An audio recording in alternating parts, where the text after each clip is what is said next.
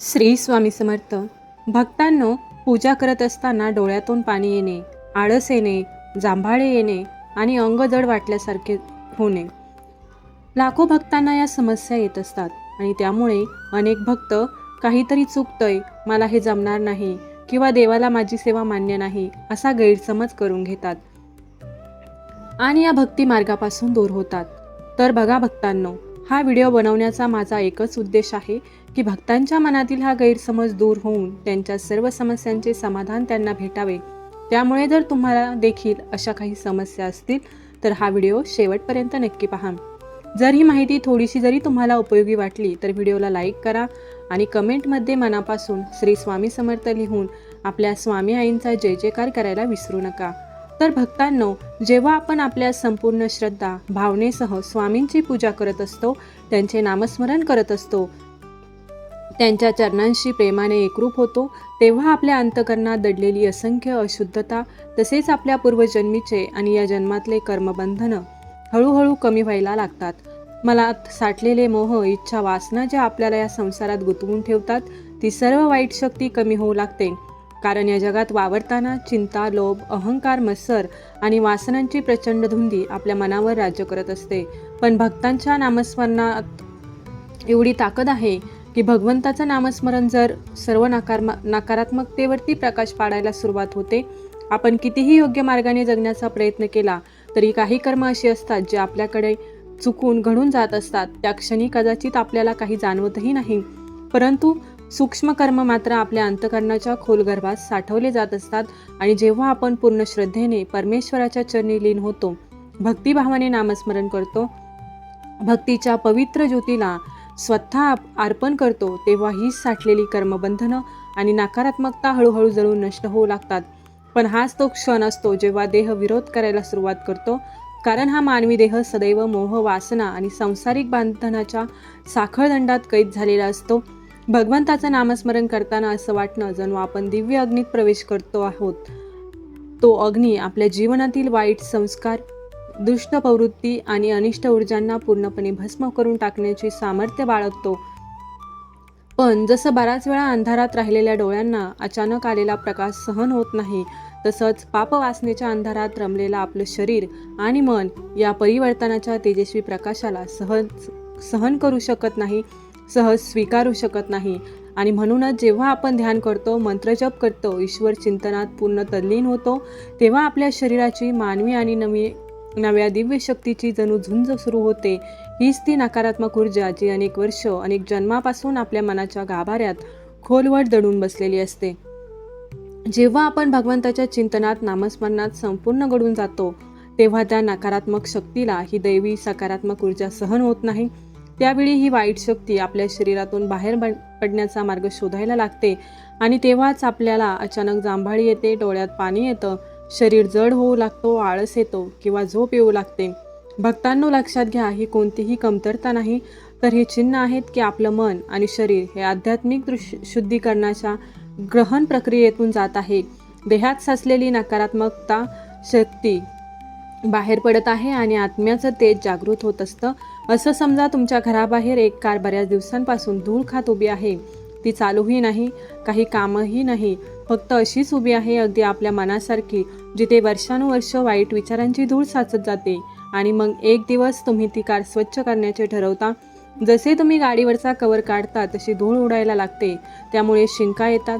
जेव्हा तुम्ही गाडीतील दरवाजा उघडून आतील स्वच्छता करायला लागता, तेव्हा आतील कुबट वासामुळे तुम्हाला गुदमरल्यासारखं होतं. काही वेळ तास होतो, पण म्हणून आपण थांबतो का नाही?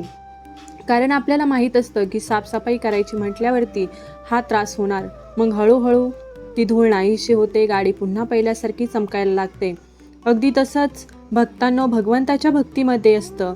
आपलं मन जणू ती जुनी कारच, जी खूप दिवसांपासून वापरत नसल्यामुळे धुळीने भरून गेलेली आहे. अगदी असे वर्षानुवर्ष वाईट विचार, अनिष्ट कर्मसंस्कार आणि नकारात्मकतेचं ओझं आपल्या मनावर बसलेलं असतं. आणि जेव्हा आपण स्वामींच्या नावाने साधना सुरू करतो, त्याचं चैतन्य आपल्या मनात प्रवेश करतं, तेव्हा या सगळ्या साठलेल्या गोष्टी हलायला लागतात, डळमळू लागतात आणि हळूहळू बाहेर पडायला लागतात. याच वेळी जांभळी येते, आळस वाढतो, डोळ्यात पाणी येतं किंवा शरीर जड झाल्यासारखं वाटतं, पण ही लक्षणं अडथळे नाहीत, ही तर आध्यात्मिक शुद्धीकरणाची सुरुवात आहे. जर आपण या क्षणी थोडं धैर्य दाखवलं आणि साधना सुरू ठेवली तर थोड्याच काळात मन पूर्णपणे स्वच्छ होतं, शांत होतं आणि आपण अनुभवतो एक दिव्य समाधान, एक अद्भुत प्रसन्नता जी फक्त भगवंताच्या कृपेतून मिळते. भक्तांनो, पूजा करताना, नामस्मरण करताना डोळ्यात पाणी येणं यामागेही एक अर्थ आहे. तो आपण समजून घेतला पाहिजे की हे अश्रू येणे म्हणजे कसलीही समस्या नाही, तर हे आत्म्याच्या शुद्धीकरणाचे चिन्ह आहे.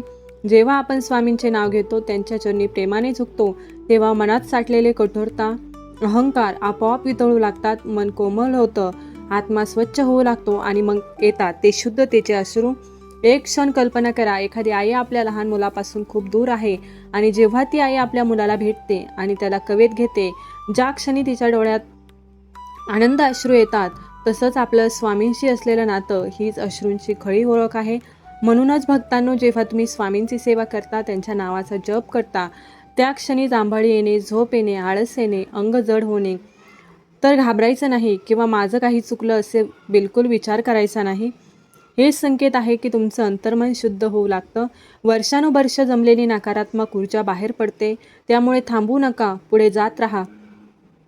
कारण जसं जसं तुमचं मन पवित्र होत जाईल, तसा तसा आळस, झोप, जांभळी आपोआप नाहीसं होईल, त्या जागी उरेल फक्त स्वामींच्या कृपेचा दिव्य आनंद, जो शब्दात सांगता येत नाही, फक्त अनुभवता येतो. हे सगळं म्हणजे तुमच्या भक्तीची परीक्षा आहे आणि ही परीक्षा जिंकलीत तर स्वामींची कृपा पावसात तुमचं आयुष्य हे निघून जाईल. झोप, आळस, अश्रू ह्या सर्व समस्या साधनेचं प्रवासातील महत्त्वाचे टप्पे आहेत.